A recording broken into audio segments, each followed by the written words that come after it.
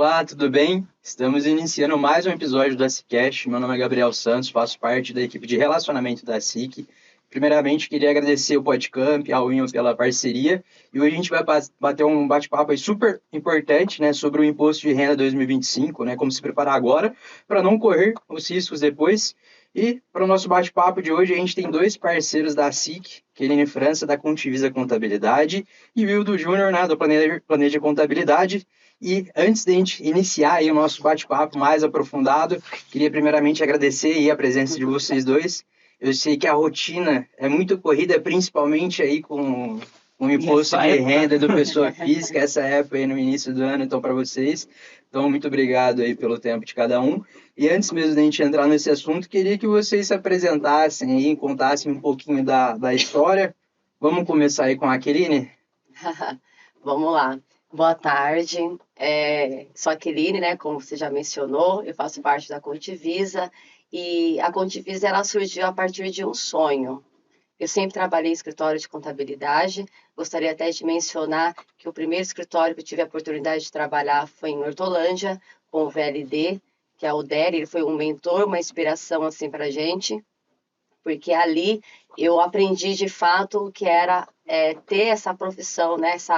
Essa área contábil, conhecer melhor um pouco mais. Eu saí do ensino médio e já tive essa oportunidade, graças a Deus, e a oportunidade que ele me deu. Então, eu nunca saí. Então, hoje eu estou com 39 anos de idade, sempre trabalhei na área contábil, só que vindo como CLT.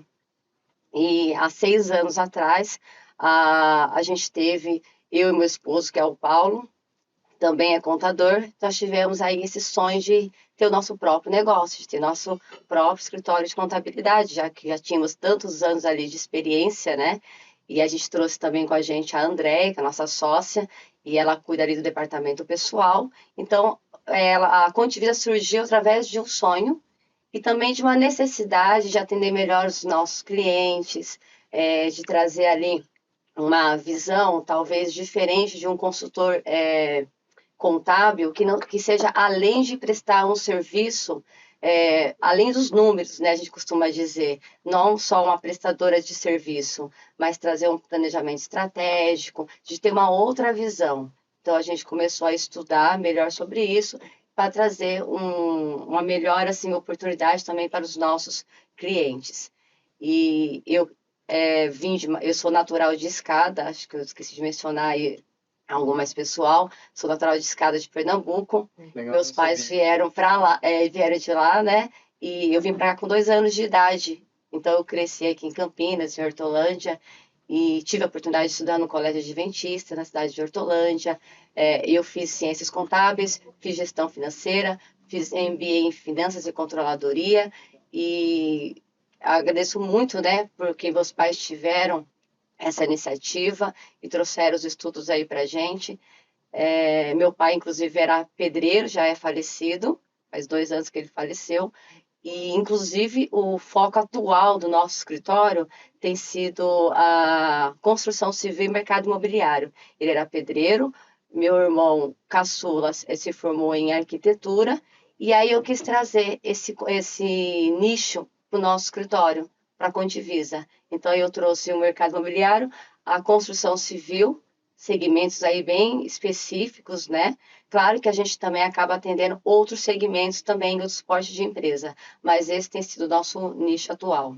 Ah, legal. Se eu não me engano, recentemente a Contivisa fez 3 anos já. Recentemente, Gabriel, na verdade, foi feito hoje. Hoje? Ah, legal, meus Que é o parabéns, dia do então. contador, né, Igor? Exato, eu vi recentemente, eu até ia brincar com vocês antes da gente entrar aqui, dia 25/4, né, o dia do contador. Por Exatamente. coincidência, a gente está gravando esse episódio, mas meus parabéns aí para você e pela Obrigada. Contivisa. Hoje a Contivisa faz no CNPJ 3 anos. Ah, legal. Show de bola. E você, Hildo, conta um pouco daí da sua história e da Planeja. Bom, maravilha. Primeiramente, agradecer, né, o convite, a oportunidade aí de ajudar, né, nesse projeto, no SciCast, e agradecer também a SIC pelos anos de parceria, né?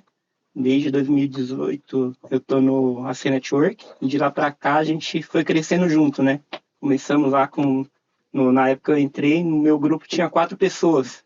Então hoje a gente já passou, já teve tempo de ter 30 pessoas no grupo, e hoje a gente está aí firme e forte, né? Passando pela pandemia e tal.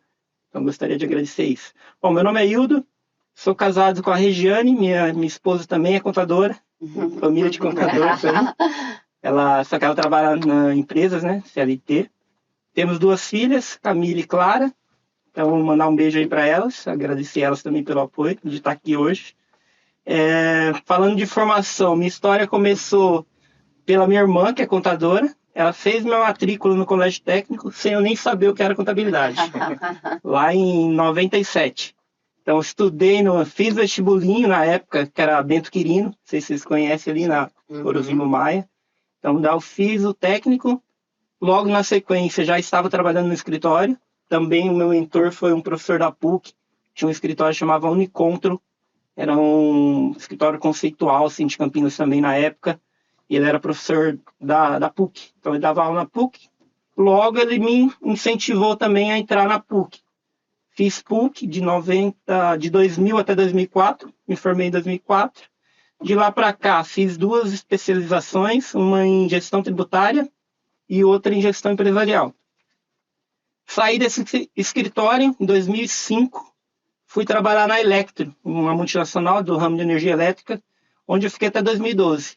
Em 2012 eu fui convidado para ser sócio do escritório que eu trabalhei, lá atrás.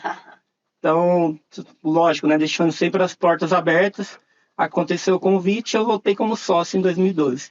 E desde lá estou nessa jornada aí do empreendedorismo, né, aprendendo a cada dia. E aí em 2000 não, na pandemia, quando surgiu a pandemia, na época o meu sócio morava em Jaguariúna, eu moro em Indaiatuba e o escritório em Campinas. Aí, por questão de custos e tal, a gente resolveu separar. Então a gente dividiu a carteira, eu fiquei com os clientes que eu atendia, ele ficou com os deles. E assim, continuo com o escritório em Campinas, só para deixar claro, mas eu moro em Indaiatuba. E depois da pandemia também, todo mundo sabe, né? Mudou muita coisa. Então, muita gente trabalhando em casa. Sim. Hoje eu venho uma vez por semana para Campinas só. O resto a gente trabalha de casa. E o pessoal também. É híbrido, né? Consegue trabalhar de casa, resolver todos os assuntos. Quando precisa, a gente vai até o cliente também. E sempre, em 2018, entrei na SIC. Qual que é o meu objetivo? Ajudar os pequenos empresários. Então o Gabriel sabe um pouco assim do que a gente conversa, né, nos nossos encontros. Eu procuro sempre ajudá-los, tanto não só na parte contábil, mas também com dicas, né, de informações, de como fazer um melhor controle. E de lá para cá a gente, com o apoio da SIC também, a gente vem crescendo, graças a Deus também. Ah, legal. Principalmente para os pequenos e médios, né, gente? A gente vê muito pequeno empresário, onde se forma na faculdade, tem uma experiência técnica excelente para atuar em diversas áreas, porém, a partir do momento que decide empreender, tem muita responsabilidade que não se aprende na faculdade, vai se aprendendo no dia a dia, e ter um contador não é um diferencial, é uma necessidade, né? E eu queria entender, até mesmo iniciando aí com você, Kenine, quais os principais erros que você acha, antes mesmo da gente entrar na questão das pequenas e médias empresas, quais os principais erros que até mesmo as pessoas físicas, o CPF, comete erros até mesmo na hora de fazer ali um imposto de renda ou até mesmo não fazer o imposto? Eu diria que os mais comuns, né, os mais frequentes, que ontem, inclusive, mencionando lá com o pessoal da SIC, no Grupo Connect, são as despesas, misturar as despesas pessoais com as despesas físicas, né? Com as despesas jurídicas, né? Porque um exemplo disso você tem o seu CNPJ, você paga um plano médico usando o seu CNPJ. Você não pode declarar isso na sua declaração de pessoa física, porque é uma despesa jurídica. E aí o pessoal confunde muito, né, essa questão e acaba misturando demais. E a gente sempre fala, separa, abre 2 contas, uma conta jurídica, física. Entre outros também, seria não declarar todos os rendimentos. Às vezes a pessoa não lembra, né? Trabalhei acho que 1 mês em determinada empresa e acabei esquecendo de acrescentar esse informe na minha declaração. Só que aí é um erro, é muito comum esse erro e cai na malha fina. Se deixou para trás um rendimento, né? Eu até destaquei, entre outros também, no manter a contabilidade em dia, a documentação, né, ter uma organização ali com seus documentos, para não deixar para a última hora, e não atrasar. Né? A gente vê que o período de imposto de renda está sendo até 30 de maio. Só que depois disso, tem muita gente que acaba procurando porque deixou passar do prazo, mesmo você ali avisando o tempo todo, nos noticiários, nas redes sociais, enfim. O pessoal deixa muito de última hora, fica muito desatento e acaba perdendo, às vezes, um benefício que ele teria de uma restituição, porque ele vai ter que pagar a multa, sendo que ele poderia até receber, mas aí tem que pagar aquela multa aqui pelo atraso, pagando juros também em cima disso. Então, tudo isso interfere. Eu diria que esses seriam os mais comuns, mais frequentes, que a gente acaba acostumando visualizar ali no escritório. Não, legal. E eu não sei se é até mesmo o perfil ali do escritório, mas hoje a gente tem muito MEI, né, que Sim. faz a abertura do MEI para prestar serviço para outras empresas e nem sabe que tem que pagar DANF, emitir nota, fazer um imposto do MEI, né? Enfim. E qual que é a principal dificuldade que você vê ali do MEI, até mesmo para quem tem ME limitado e outras empresas? Quais os erros mais comuns aí que ele comete? Sim, assim, só voltando um pouco, né, a questão do empreender, né? O brasileiro nasce empreendedor. Quando você está na escola lá, você já está vendendo uma balinha, já está vendendo um bolo, qualquer coisa assim nesse sentido, né? Só que as pessoas acostumam a ter esse dinheiro e não ter o controle. Então, isso começa a valer para o MEI também. Quando o cara começa lá, o MEI é muito indicado para como se diz assim, para as atividades iniciais. Um pedreiro, um pintor de parede, um eletricista. Ele está começando ali, é excelente para ele se regularizar, porém, mesmo sendo MEI, ele precisa ter um controle. Por quê? Porque o MEI hoje é limitado a 6.750 por mês de faturamento. E aí, muitos dos MEIs não estão nem aí para isso. Eles vão faturando ali, às vezes, prestar serviço para empresa grande, já vi MEI emitir nota de 25 mil. Já também, viu? Então, eles não estão nem aí, na verdade, né? Só que daí chega na hora da declaração, o limite é 81 mil por ano, e o cara já emitiu praticamente 200 mil. Ou seja, vai ter um impacto muito grande, porque ele vai ser desenquadrado do MEI, vai ser tributado pelo Simples Nacional. E isso, quando ele passa acima de 20% dos 81 mil, ele já retroage a janeiro. Ou seja, o impacto disso é muito grande. E, assim, os principais erros é não tomar esse cuidado do controle e o principal também, né? Não ter o apoio do contador. Ou seja, desde o MEI, já tem que ter um contador ali para ir acompanhando no mês a mês. Não é só no período agora da declaração, entendeu? Que às vezes o cara abre o MEI em setembro, ele já extrapola o limite. Porque é proporcional, né? Por exemplo, 81 mil, ele não é 81 mil, se ele começou em setembro, não vai ser 81 mil. Vai ser proporcional aos meses. Vai ser pouco mais de 20. Até dezembro, no caso. Entendeu? Se ele fatura em dezembro 20 mil reais, já extrapolou. Ou seja, se ele não tiver esse acompanhamento junto ao contador, ele vai ter prejuízo. E assim também, o que eu costumo dizer, né? O não saber não é desculpa. Porque a Receita não está interessada nisso. Ela vai mandar a guia para pagar, se for o caso. Eu posso só acrescentar uma coisinha que eu achei interessante o Will ter entrado nessa questão dos MEIs, né? Inclusive, a Receita não quer saber. A gente recebe bastante e-mail lá no escritório que ele abriu o CNPJ. Ah, mas eu não estou movimentando, não estou emitindo nenhuma nota fiscal, então não preciso pagar o DAS. E vários MEIs, inclusive, foram desenquadrados no início do ano, passaram para outro regime tributário, por causa de não tinha esse conhecimento, às vezes tem também, mas eles vão empurrando com a barriga, né? E por causa que eles não sabiam que tinha que pagar a guia mensal do mês, independente se estava movimentando ou não. Ah, mas a declaração de faturamento, ontem eu escutei uma pessoa comentando isso comigo, declaração de faturamento do MEI é obrigatório fazer, mesmo sem movimento? Sim, é obrigatório, a Receita sabe que está sem movimento. E se você não faz, você tem multa também, né? Tem prazo. E tem multa também para os MEI. O valor é menor, mas tem uma multa.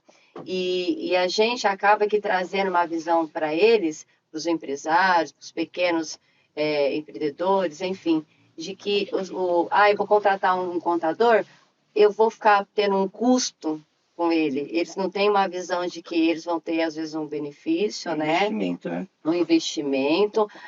Vou ter a minha empresa, meu negócio ali organizado. Eles não têm, muitas vezes, essa visão. Eles só pensam no custo e que o contador vai apresentar para eles um monte de guia de imposto. Sim. Complementando só a questão do DAS, né? O não pagamento do DAS no MEI, nos casos do MEI, ele elimina todo o benefício que o MEI teria. Porque o MEI é uma forma de você ter acesso ao seguro do INSS. Só que tem umas letrinhas pequenas que ninguém conta. Se você deixa de pagar o DARF, você já não tem mais direito. Ou seja, acontece muito com um pedreiro, vamos supor. Ele está trabalhando na obra. Sofreu um acidente de trabalho, se a guia do DAS estiver atrasado, ele não vai receber o seguro-saúde. Ou seja, é extremamente importante, até uma dica que eu deixo aí, né, para quem é MEI, extremamente importante abrir o MEI e já coloque em débito automático a guia para não esquecer. Porque você esquecer, por exemplo, para as mulheres, Sim. Auxílio maternidade, se você tiver em atraso, você não recebe. Exatamente. Ô, Hildo, você até comentou que por mês o MEI pode faturar 6.750. Vamos pegar um cenário onde em janeiro faturou isso, fevereiro não, março faturou até um pouquinho mais. No somatório, né, tem uma média aí. Isso influencia também? Tipo, um mês faturou mais, outro mês não faturou, um vai compensando o outro ou não? Não existe isso? Compensa. Por exemplo, se é o ano todo, ele vai ter 81 mil para faturar no ano. Entendi. Então, independente se ele faturou em janeiro ou se ele faturou em dezembro. Chegando até os 81 mil, tá tudo certo. Se ele já tinha aberto no ano anterior o MEI, faturou em zero, de janeiro a novembro, faturou 80 mil em dezembro, tá tudo ok. A gente vai fazer a declaração anual e ele vai seguir a vida como MEI. Só que assim, e também tem a questão do crescimento, né? Muita gente fica naquela de não crescer, achando que vai pagar muito imposto. Exato. E na verdade não, porque assim, a forma de tributação, principalmente no Simples Nacional, ela é gradativa ao faturamento. Para vocês terem ideia, um prestador de serviço, ele começa pagando 6% do faturamento. Não é nada absurdo. Então, o MEI é 6.750. Eu faturei 10 mil, mudei para ME, vai pagar 6%. Ou seja, o cuidado que o empresário precisa ter é incluir esse imposto no custo dele. Sim. Ou seja, cada nota que eu emitir, eu sei que eu vou ter 6%. E segue a vida. Quanto mais crescer, melhor, pô. Eu gostaria de pagar muito mais imposto que eu pago hoje. E, Keline, fala-se muito em pagar menos impostos de forma legal. Realmente isso é possível, não é? O planejamento tributário das empresas ali realmente ajuda nessa questão? Como que funciona? É possível sim, Gabriel. É possível você pagar menos imposto, fazer um ótimo planejamento tributário. A gente sabe que o nosso país, aqui no Brasil, a carga tributária de imposto é muito grande, né? E a tributação nossa é muito complexa. Mas existe sim essa opção, tá? Inclusive, nós que atuamos ali, a Contivisa, com a questão de construção civil e do mercado imobiliário, existem alguns benefícios para esse grupo específico. Então, existem alguns segmentos, como o INSS de obras. Então, são algumas formas ali de estar deduzindo alguns impostos, que você trabalhando de forma correta, de acordo, né, em conformidade fiscal, você consegue, sim, pagar menos imposto, uma tributação menor.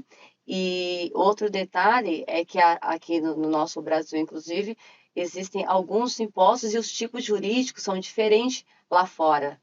Aqui, por exemplo, a gente estava mencionando até agora sobre o MEI. Esse tipo jurídico só existe no Brasil. No exterior não existe esse tipo jurídico. E é uma forma de estar ajudando, como o Hildon mencionou, os empresários que estão iniciando de forma autônoma, né, que está começando aí a ter o seu CNPJ, de ter o seu empreendimento. Então, existe sim fazer um ótimo planejamento tributário, com uma contabilidade consultiva em cima disso, trabalhando, escolhendo inclusive o melhor regime tributário, porque nós temos também vários regimes tributários, e com a reforma tributária chegando a gente vai ter outras formas também de atuar em cima disso. Legal. O Hildo, a Eline citou aí que ela tem bastante foco nessa parte da construção civil. Na Planeja também, assim, se tem algum carro-chefe aí? Então, na Planeja a gente atende todos os segmentos. Mas assim, a construção civil, confesso que é um ramo bem específico, que a gente não procura atender. Lógico, se aparecer um cliente e for indicado para a gente vai atender. E até a oportunidade da gente fazer uma parceria, né? Porque ela sabe que é bem burocrático e os riscos também, né? Os riscos. A questão de, por exemplo, de responsabilidade dos funcionários que estão trabalhando na obra, você precisa pagar INSS da obra, então é bem específico. A gente tem um conhecimento, mas a gente não procura atender esse tipo de cliente. Mas os demais, serviço, comércio, indústria, a gente atende com a maior facilidade possível. Inclusive, assim, na SIC, por ser microempresas, né, o pessoal que está começando são pequenas empresas, a gente tem no escritório grandes empresas também, Legal. inclusive do lucro real. Então, é uma outra forma de tributar, só que bem mais complexo, só que a gente tem a capacidade de atender também. Então, atendemos desde o MEI, se aparecer um MEI lá, lógico, eu sempre vou insistir para o MEI. O objetivo é crescimento. Não é porque você está faturando hoje 5 mil que você não pode faturar Não 50, pode crescer, 50 daqui a pouco, contratar. É outro detalhe, né, que o MEI limita. Se você precisar de funcionários, você só pode ter um funcionário. Então, mesmo você tendo um CNPJ lá como MEI, você só pode ter um funcionário. Então, já te limita muita coisa. Então, se é um cara empreendedor para frente, ele vai querer ter mais funcionários. Então, já muda para ME, aí depois no Simples Nacional, né? Depois muda para lucro presumido, conforme vai crescendo, lucro real, e a gente acompanha todo esse crescimento. Legal. Você tem de nível Brasil, Hildo? Nível São Paulo. São Paulo. São Paulo. A gente tem uma limitação que pouca gente fala também, tem essas contabilidades que falam, atendemos o Brasil todo. Só que, para eu atender, por exemplo, em Minas Gerais, eu precisaria ter o Conselho de Minas Gerais. E é uma outra tributação também, ou não? Isso não muda de estado para estado? Muda também, né? Muda. É outra coisa, assim, ICMS, por exemplo, é o parto do Brasil, assim, tipo, se entrar ali no ICMS, já muda tudo. Só que, voltando assim na responsabilidade, né? Para eu atender, para o escritório atender em outro estado, eu tenho que ter um registro lá naquele estado. E muita gente faz online lá e não está ligando para isso. Só que em caso de fiscalização, você pode ser penalizado até na esfera civil, porque você está prestando serviço que você não poderia. Ou seja, para ter um escritório que atende o Brasil todo, ele teria que ter 27 registros para atender todo o país. Só complementando aqui a questão do Wilson que você questionou, né, a questão de atender todo o Brasil, e tem também aqueles que fazem as parcerias, né? Sim. Porque a gente tem até um grupo, né, no WhatsApp de contadores, de junta comercial. Então, a gente está sempre, eu contei algum contador de São Paulo, de Minas, Santa Catarina. A gente até tem clientes de outros estados também. Mas aí, o contador de lá, fazendo parceria, é ele que cuida dessa cuidar da legalização. Exatamente, porque precisa, de fato, ter o registro.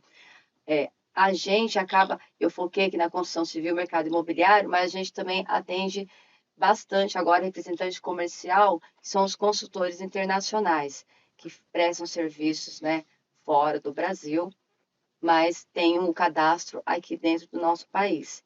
E a tributação é diferente, acaba pagando menos imposto por causa dessa carga tributária que é muito grande, né? Eu queria só mencionar, Gabriel, um case de sucesso em relação aqui ao que foi mencionado sobre a construção civil, mercado imobiliário.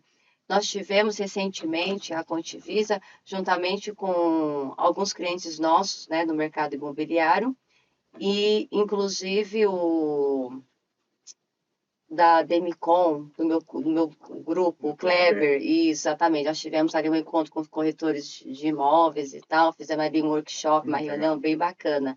E foi apresentado, porque com a reforma tributária, já esse ano, já trouxe algumas mudanças para o pessoal do mercado imobiliário. Então, o pessoal que construtora, incorporadora, e eles, aquelas empresas que fazem só locação de imóveis, eles já estão sofrendo essa mudança. Já entraram alguns impostos da reforma tributária nesse início de ano. Então, se não se atentar a isso, né, a pessoa já acaba quebrando ali o seu negócio se ela não tomar esse cuidado. E o case de sucesso que eu ia mencionar é que dentro da construção civil, a gente trabalhou com um cliente nosso, tá? Nós fizemos ali todo o trabalho em cima dele e a gente conseguiu recuperar alguns créditos, que foi a compensação de INSS. E foi de forma super rápida. A gente até esperava que fosse demorar um pouquinho mais para a Receita fazer essa restituição, né? Fazer essa compensação. É algo assim, que a Receita Federal, você tem o direito, o empresário ele tem o direito de receber aquilo, mas a Receita, ela não vai disponibilizar se você não for atrás. Então, a gente teve que montar um processo, a contabilidade teve que trabalhar em cima disso, fazer, né, toda ali a parte tributária, usando as ferramentas que temos, né, para que possivelmente ele conseguisse receber esse valor que era descontado na nota fiscal dele. Então, ele conseguiu receber esse valor. Então, é um case de sucesso, porque foi um valor super considerável, inclusive, que esse cliente nosso recebeu através de um planejamento tributário, de uma compensação que foi feita dentro da Receita Federal. Legal. Você comentou até a questão da Receita. Hoje a Receita está cada vez mais tecnológica, né? Tá. E isso afeta, de alguma forma, os empresários, seja de forma positiva ou negativa? Sim. É assim, teve até a questão no começo do ano, né? O burburinho da lei do Pix. Sim. Só que assim, foi que tirou meu sono, viu? Porque acordava, já tinha 300 mensagens no WhatsApp, pessoa desesperada. Mas o que acontece? Desde 2013, a Receita Federal já recebe as movimentações financeiras. Sim. Então, de cartão de crédito, de movimento em conta. A mudança na legislação era até para melhorar, ia diminuir o fluxo de informação dos bancos para a Receita Federal. Só que, por burburinho e tal, não aconteceu. O que acontece? Hoje, a Receita já sabe tudo que gira, né? Por exemplo, passou na sua conta, principalmente dos bancos tradicionais, já é informado desde 2003 para a Receita Federal. E isso, o que afeta realmente? Afeta para quem não está legalizado. Sim. Ou seja, quem não emite a nota, para quem emite a nota e não declara, por incrível que pareça, tem pessoas que emitem a nota, prestei o serviço, recebe do cliente e não declara para pagar os impostos. Quando estoura, daí corre atrás da gente, né? É bem isso. Aí vai lá, fala, resolve, fui excluído do Simples, fui... Então, aí vai ver, fica muito mais caro do que trabalhar legalizado e crescendo gradativamente, né? Porque o cara começa lá, igual eu falei, né, no caso do MEI. Não quero passar dos 5 mil, porque eu vou deixar de ser MEI. Só que ele já está faturando 15 mil. Se ele tivesse legalizado, estaria legalzinho, com contabilidade, tendo lucro na empresa, por exemplo. O lucro isento de imposto de renda na pessoa física, ele só é válido se você tiver contabilidade. Sim. Não adianta você ter a empresa lá, emitiu nota, tal, e não declarou e nem fez a contabilidade. Quando ele tem isso regularizado, é muito mais simples. Na pessoa física, ele vai ter o lucro, ele vai ter como comprovar a renda. Exemplo, precisa financiar um apartamento. Sim. Se ele tiver isso legalizado, é muito mais simples. Agora, se eu tenho lá, eu tenho um MEI, só que eu tenho movimentação, olha aqui, 15 mil. Nenhuma construtora mais, você que é da construção civil sabe, o financiamento não aprova mais aquela comprovação de renda por extrato bancário. Não. Você precisa ter a formalização. Não existe mais olerite. Olerite montada, né?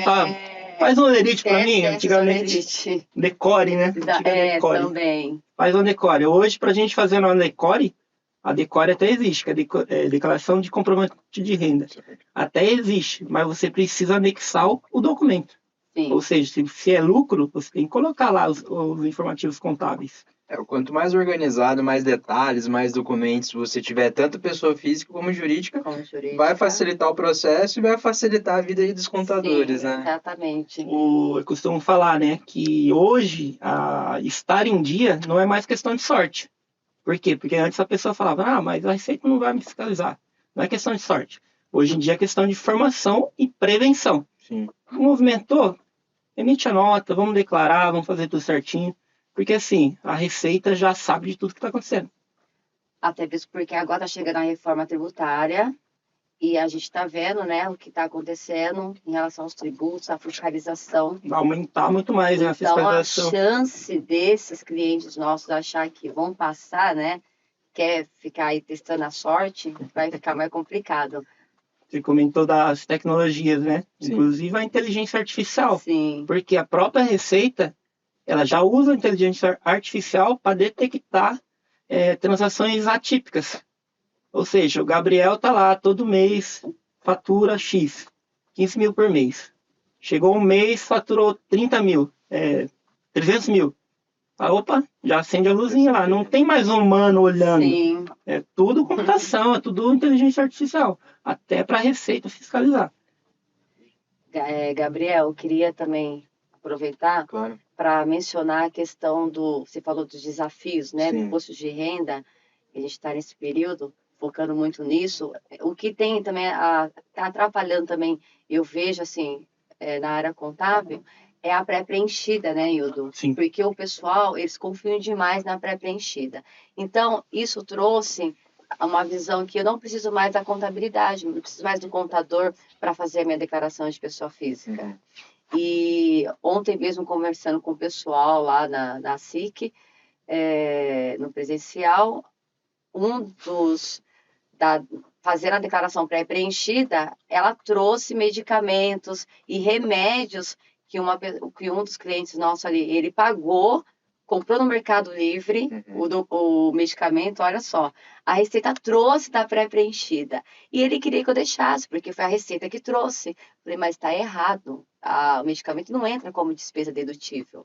Então, assim, mas não é o que você está falando, não está na Receita? Então, eles confiam. Está na pré-preenchida, eles vão confiando. E a pré-preenchida esse ano, eu acho que esse ano foi pior do que os outros anos Sim. anteriores, ela trouxe bastante erro.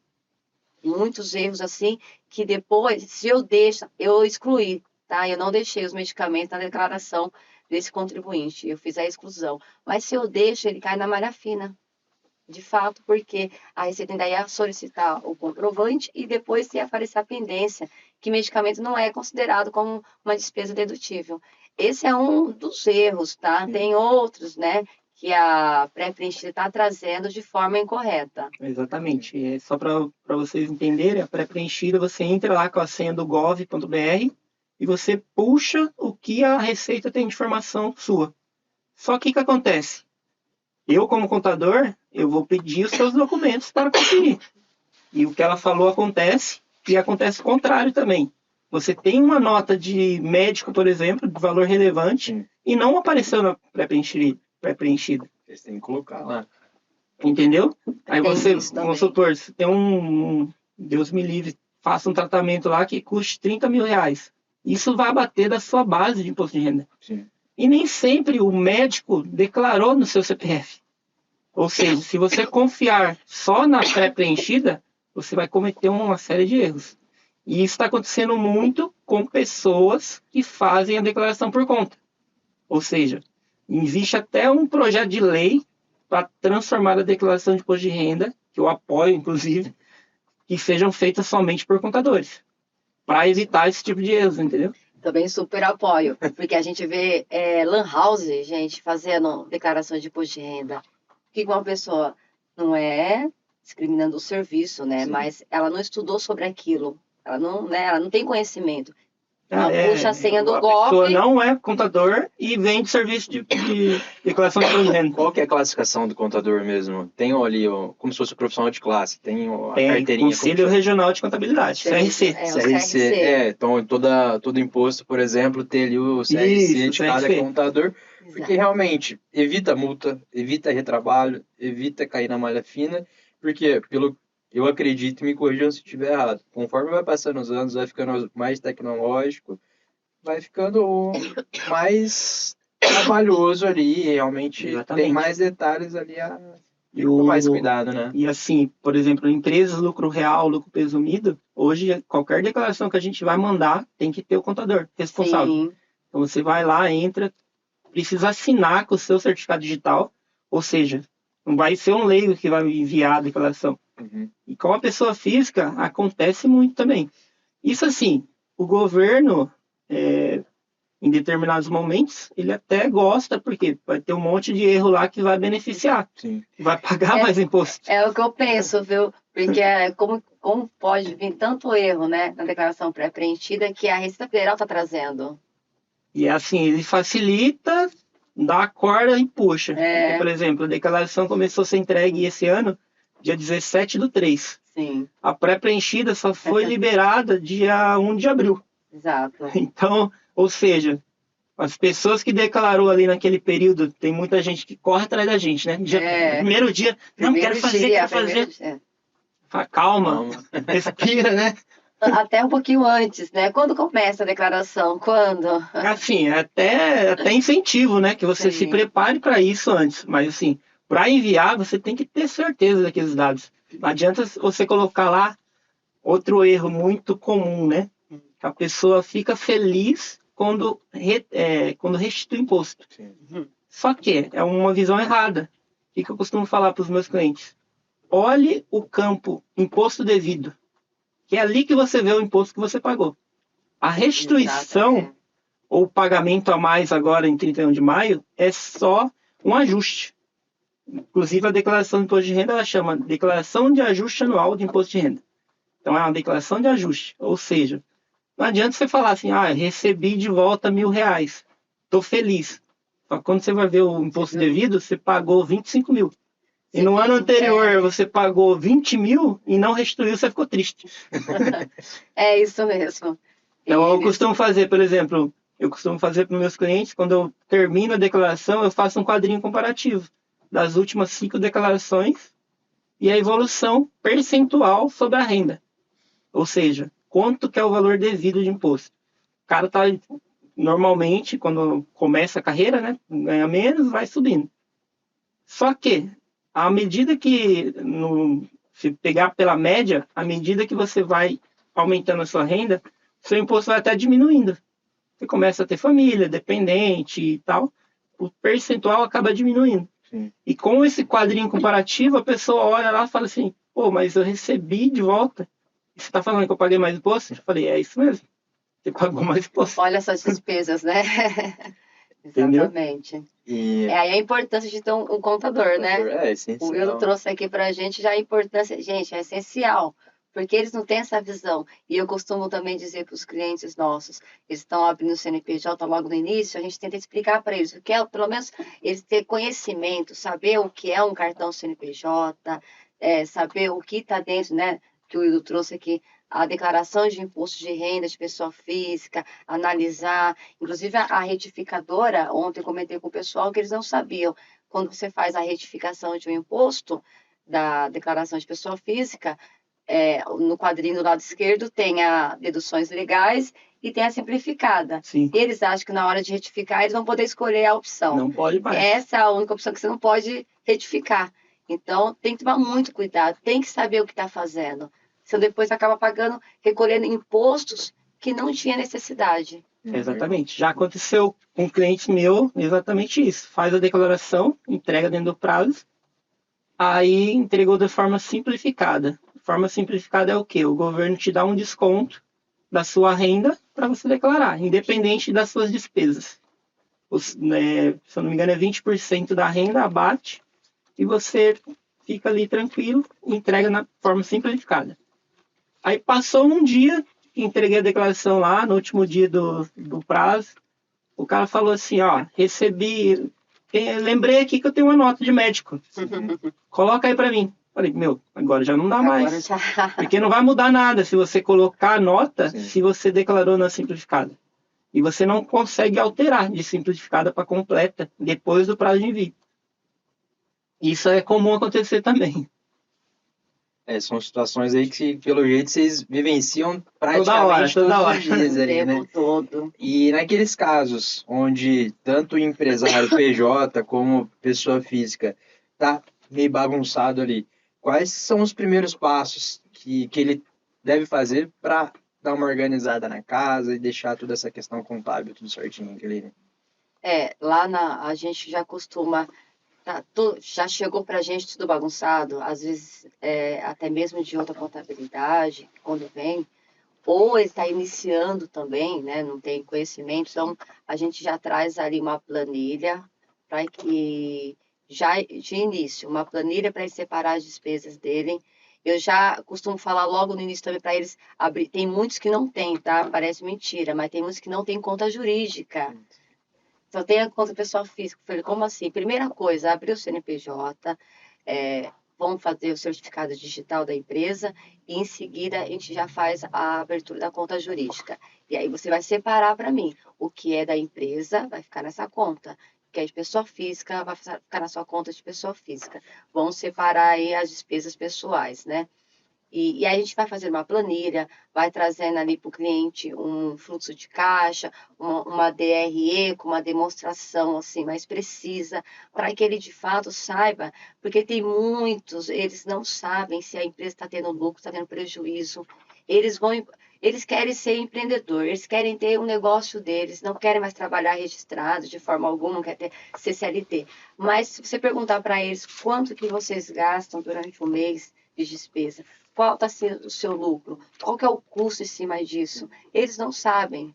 Então, a gente tem que trabalhar bastante em cima disso, para que eles fiquem bem organizados, tenham a documentação em dia, para que o mínimo possível corram o risco aí de serem fiscalizados pela Receita Federal, né?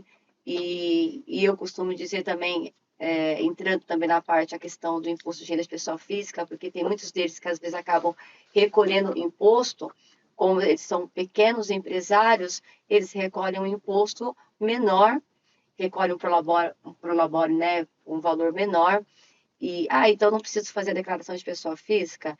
Eu sempre falo, faça, porque existem outras finalidades que exigem a declaração de pessoa física. O Wildo mencionou uma delas, que é a questão de empréstimo, financiamento, que hoje em dia ninguém mais faz empréstimo, financiamento só com o olerite. Ninguém pede mais isso, é uma declaração. É o seu imposto de renda de pessoa física que você vai ter que informar para o banco, para qualquer entidade financeira. E até mesmo para você tirar um visto para ir para o exterior, eles vão solicitar a sua declaração de pessoa física, que inclusive eles ficam bem atentos em relação a isso, para ver se, nesses casos, eles pedem até os extratos também, para ver se está batendo o seu informe, né, seu extrato ali bancário com o que você foi declarado. Então, assim, precisa estar em dia. É importante declarar, eu falo para eles, mesmo que seja com valor menor, porque você vai usar, de certa forma, para outras finalidades também. Isso é importante que ela falou, né, da questão de não saber o que é lucro. Isso é muito comum, tá, Gabriel? Felizmente, porque assim, a pessoa confunde faturamento com lucro. Sim. E já peguei caso, você já deve ter pego também. Quanto mais o cliente faturava, mais prejuízo ele tinha. Nossa. Por quê? Porque ele não estava colocando os custos fixos na conta. Ou seja, a precificação, você fala isso, a precificação. Comprei por 100, vendi por 200 e achou que estava dando lucro. Pô, mas eu comprei por 100 e vendi por 200? Como assim não estou tendo lucro? Só que só de custo fixo, ele tinha 15 mil reais, vamos supor. E ele estava vendendo 50 mil no mês.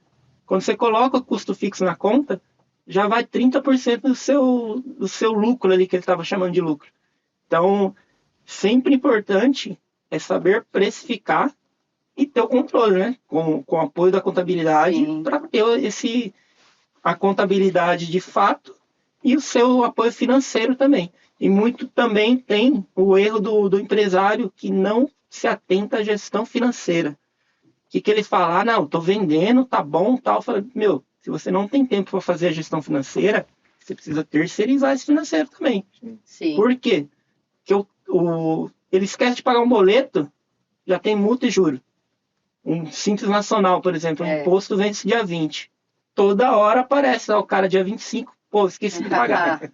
Aí dá retrabalho pra gente, Nossa. tem que entrar lá, fazer a guia, recalcular, enviar. E dá prejuízo para ele, porque vai ter multa e juros lá em cima. Ou seja, e muita gente também já perde um percentual ali de multa e juros. E outros também, que vende, por exemplo, no cartão de crédito. Não coloca a taxa do cartão na conta. Faz antecipação. Faz antecipação, já come mais 10% do seu lucro, da sua margem, né? Sim. Quando ele vai ver, eu peguei um cliente recente agora. Estava vendendo ele estava fazendo doação. Ele pegava a mercadoria, vendia, quanto mais ele vendia, mais prejuízo ele acumulava. O Hildo, você mencionou a questão do cartão de crédito. Isso quando eles colocam no CNPJ, né? Porque muitos deles colocam a maquininha do cartão de crédito com o CPF. Com CPF. Aí você solicita para ele um relatório de vendas, por exemplo. Aonde que pede isso? Aonde que vê isso? Eles não sabem. A gente tem que trazer toda a orientação. Então, é isso que eu tento trazer para os clientes. A gente costuma falar, né, na nossa profissão, que o contador está ali para, de fato, dar uma orientação, fazer um planejamento. O Will também, que tem a questão, também é formado na área de gestão, né? Então, é para gerenciar mesmo. Não é só trazer uma guia de imposto, pronto, minha parte eu fiz, entreguei para o cliente e ponto final. Não é isso. E a gente tenta explicar isso para eles e trazer de uma forma clara, que eles possam entender, né, a situação, como anda o negócio deles, e que eles fiquem organizados. Porque aí já começa toda a desorganização, porque eles contratam uma maquininha de cartão de crédito, mas está no CPF. Está usando dentro da empresa. Está no nome da esposa. Exato. Nome de terceiros e assim vai. É complicado, tem de tudo. Por isso até que eu gosto assim da parceria da SIC, né, do Network, por conta que a pessoa está começando. Então ali no bate-papo, a pessoa tem um MEI lá tal, a gente já consegue adequar ele da maneira que a gente gosta de trabalhar, né? Sim. Infelizmente, os contadores mais antigos, os escritórios tradicionais, eles pensavam muito em volume. E aí, meu céu, se o cliente não manda documento nenhum, para eles era melhor. Porque menos trabalho se tiver nota emitida, eu emito a guia do Simples Nacional, acabou meu serviço. Não preciso fazer balanço. Exatamente, não precisa fazer a contabilidade, não tem distribuição de lucros. Ou seja, só que o cliente é prejudicado com isso. A hora, eu já peguei, você deve ter pego muito também, a pessoa chega de outro escritório e fala, ó, eu estou precisando comprar um apartamento, só que eu não tenho informe do meu contador. Falei, não tem, porque você não tem contabilidade. Você já mandou os documentos para ele? Ah, não, mas ele nunca pediu. Aí fica naquela, você nunca pediu, eu também nunca mandei. Então fica por isso mesmo. Não tem contabilidade, entendeu? Exato. E assim, quando tá começando, o que eu gosto? Você já vai adequando ali, você vai falando. Ó, emitiu nota, onde que entrou o dinheiro? Conta pessoa jurídica? Beleza, certinho. Então vamos em frente, né? E vai crescendo gradativamente, como eu comentei, né? Até a questão da tributação.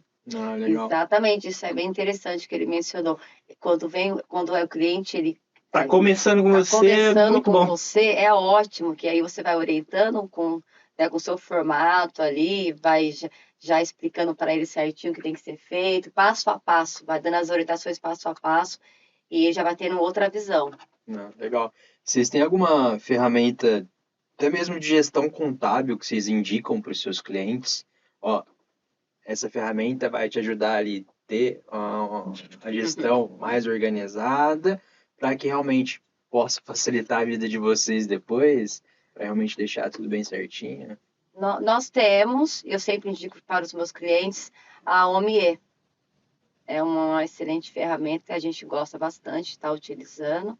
Mas é vocês que usam ou seus clientes? A gente usa também e os clientes também usam. Entendi. Então, ambos podem estar usando a mesma ferramenta. E aí acaba que importando as informações e agiliza bastante, né? Vai otimizando o tempo mesmo. Tem outras, né? Outras ferramentas que a gente utiliza. Tem o CIEG, que é para puxar as notas. Às vezes o cliente, ao invés de ele ficar mandando, né, os arquivos XML todo mês para a gente, para facilitar a apuração dos impostos, então a gente já inclui nessa ferramenta, mas aí é uma ferramenta nossa, né? O CIEG já é uma ferramenta nossa. Facilitar o nosso trabalho. Exatamente. Já o OMIE que ela comentou é um sistema de gestão que atende, por exemplo, eu preciso emitir um boleto. Sim. Esse sistema vai emite a nota, emite o boleto. E a gente vai ter o acesso para consultar.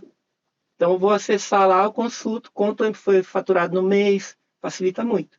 Tem outras ferramentas também, outros sistemas, né?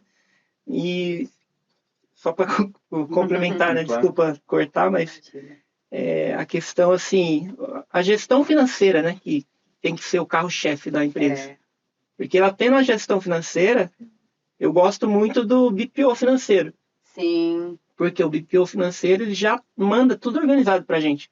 Conciliação bancária, no formato que a contabilidade já sabe trabalhar. é perfeito. E muitos empresários também acham que o BPO financeiro é caro, sem consultar. Se ele contratar um assistente financeiro, ele vai pagar mais caro do que contratar uma empresa especializada nisso. Então, as ferramentas são essas, né? Cuidado ali na gestão financeira, na minha visão. E as ferramentas, elas estão ali para inovar, para facilitar o trabalho, não só do contador, mas também da empresa e ficar organizado.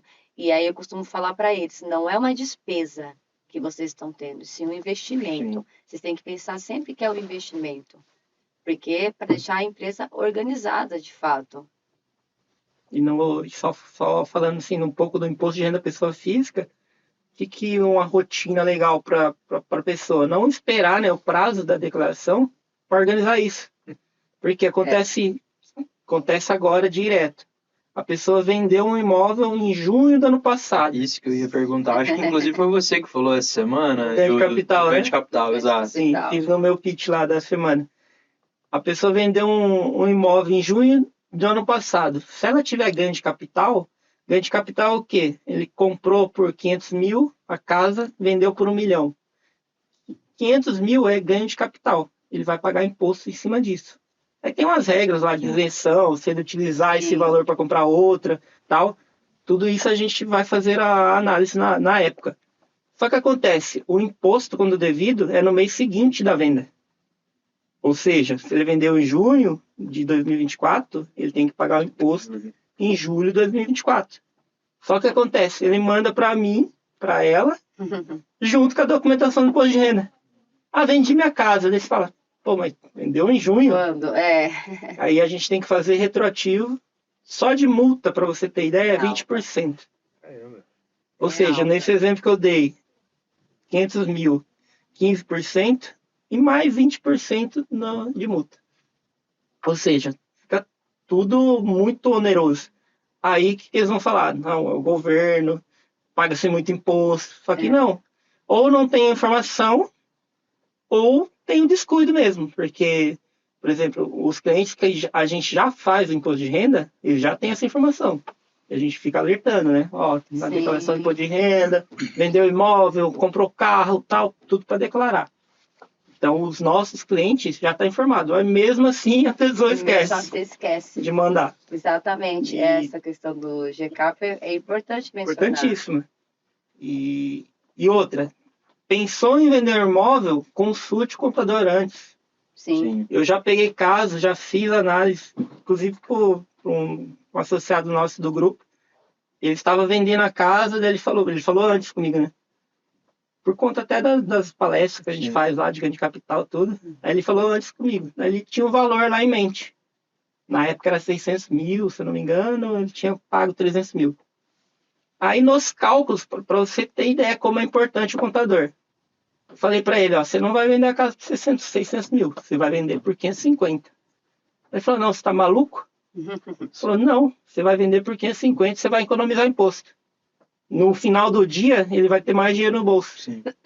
A gente fez um cálculo, eu provei para ele, se ele vendendo é mais barato, aí você consegue negociar com a pessoa, né, pagamento à vista e tal, ele vai pagar menos imposto e vai sobrar mais dinheiro no bolso. Então, é tudo uma questão assim de analisar, entendeu? E são pouquíssimas pessoas que sabem disso, né, Euda? São pouquíssimas. O pessoal, assim, eles não têm conhecimento, né? E aí querem fazer a declaração por conta própria. Que é aquela questão que a gente já mencionou lá atrás.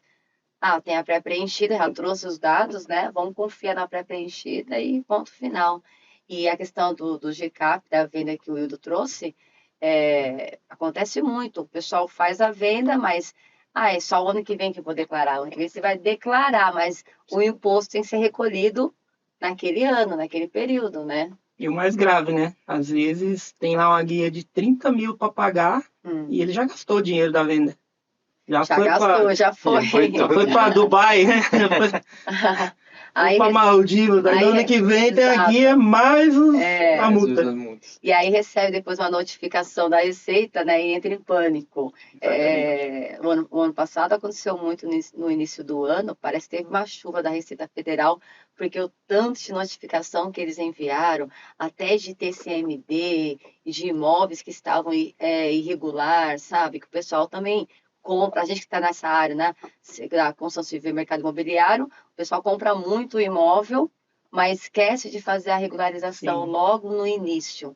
E aí você tem ali seu imóvel, né, acha que está tudo certinho, está tranquilo, e recebe uma notificação da Receita com valor altíssimo para estar acertando. E isso é mais uma informação que a Receita também tem privilegiadamente, porque se registrou no cartório, o cartório já é obrigado a mandar para a Receita.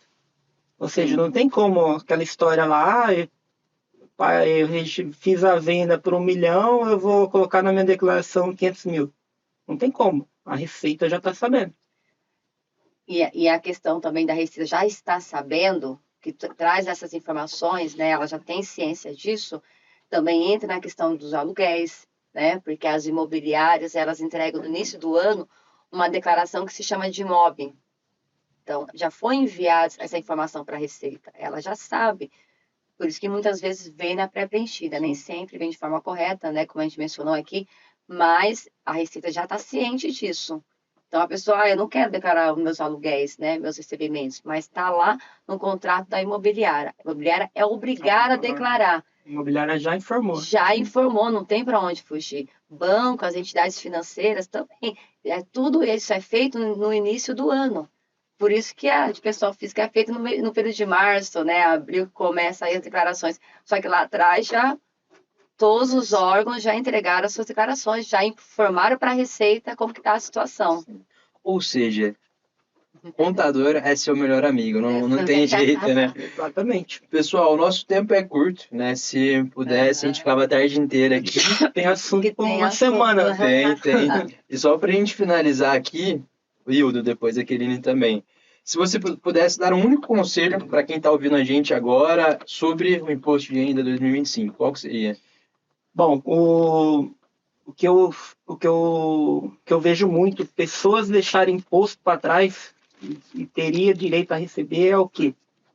Hoje o limite para declarar é quem teve rendimento acima de 30 mil reais. Só que, imagina uma pessoa que começou a trabalhar em julho de 2024. E ela teve apenas 30 mil de rendimento tributável. Só que ela falou, não sou obrigado. Só que ela esquece de olhar se foi retido o imposto de renda. E nesses 30 mil, como ela trabalhou só 6 meses, provavelmente teve imposto retido. Cerca lá de R$800, R$1.000, que seja. Então, sempre olhar o campo de imposto retido. Mesmo você não sendo obrigado a declarar, se você declarar, você vai receber esse dinheiro de volta. Então, isso vale para pessoas que não trabalhou o ano inteiro registrado. Trabalhei 3 meses na empresa, saí, ou trabalhei no começo do ano, depois eu virei MEI, ou fez algum outro movimento. Então, sempre procure a gente, né? A dica de ouro aí, procure o contador, porque às vezes você está deixando imposto na mão do leão de graça. Não, legal. E, Hildo, o Planeja Contabilidade tem rede social? Sim. Segue a gente lá, Contabilidade Planeja, no Instagram. E pode seguir o meu pessoal também, Hildo Santos Júnior. No LinkedIn, eu tenho o pessoal, Hildo Santos Júnior. Tem muitas conexões lá. Precisarem de contatos também, tem muito contato lá no LinkedIn, independente do ramo. Então, estou à disposição aí para vocês. E agradecer novamente, né, a oportunidade. E estamos aí para ajudar quem precisar. Show de bola. Esqueci. Quem não planeja, planeja falhar. Querine, e o seu conselho aí para quem está nos ouvindo? O meu conselho para quem está nos ouvindo seria não encare a declaração de imposto de renda de pessoa física, entre outras, né, também, para quem é pessoa jurídica, como uma obrigação. No caso que foi mencionado aqui várias vezes sobre o IR, né, de pessoa física, não encare como uma obrigação, mas sim como uma declaração que precisa ser feita, que às vezes vai trazer um benefício para você, de certa forma. É uma forma de você comprovar os seus rendimentos.